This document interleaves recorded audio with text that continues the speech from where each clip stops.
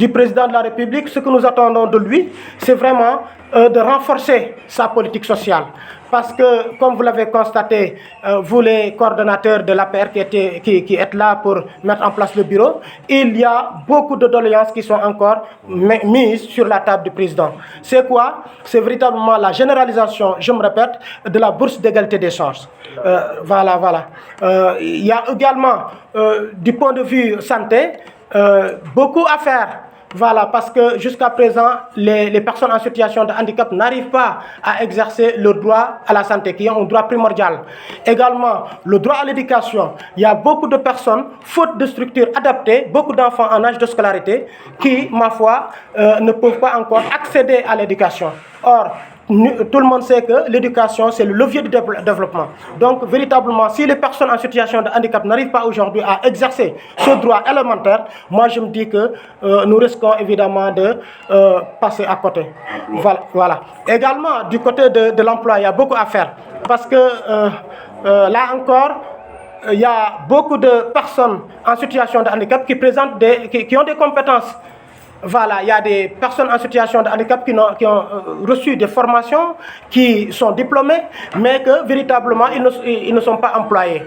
Voilà. Donc là, je me dis que il faut orienter la politique de ce côté-là, c'est-à-dire donc essayer donc de donner un emploi aux personnes en situation de handicap qui répondent aux critères.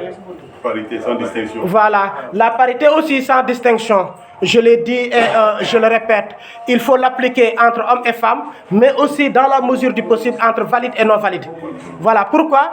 Parce que je me dis que les personnes en situation de handicap, tant qu'ils ne sont pas aujourd'hui représentés dans les instances dans les instances de décision, eh bien il leur sera difficile, extrêmement difficile, de prendre leur avenir en main.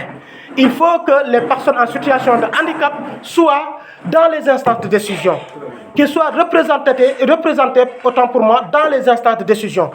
Pour cela maintenant, il faut qu'on pose des règles. Parce que la personne en situation de handicap n'a pas la capacité physique pour pouvoir se bousculer pendant les assemblées générales et donc revendiquer un poste.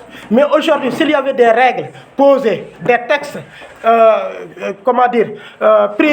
pris autant pour moi dans ce sens-là, moi je pense que les choses seront beaucoup facilitées aux personnes en situation de handicap. Si aujourd'hui, toute liste électorale dans laquelle il n'y aurait pas de personnes en situation de handicap serait renvoyée, tant qu'il n'y aura pas, disons, cette règle-là, moi je pense que le problème ne sera pas réglé. Donc là où je veux en venir, c'est qu'on fasse autant qu'on a fait pour les femmes. Aujourd'hui, une liste qui ne respecte pas la parité, elle ne sera pas adoptée par le Conseil constitutionnel. Mais pourquoi pas adopter le même principe à l'égard des personnes en situation de handicap? Parce qu'il ne doit pas y avoir des citoyens de première zone et des citoyens de seconde zone. Or, c'est là où nous allons, tant que les personnes en situation de handicap ne sont pas prises en compte dans les instances de décision.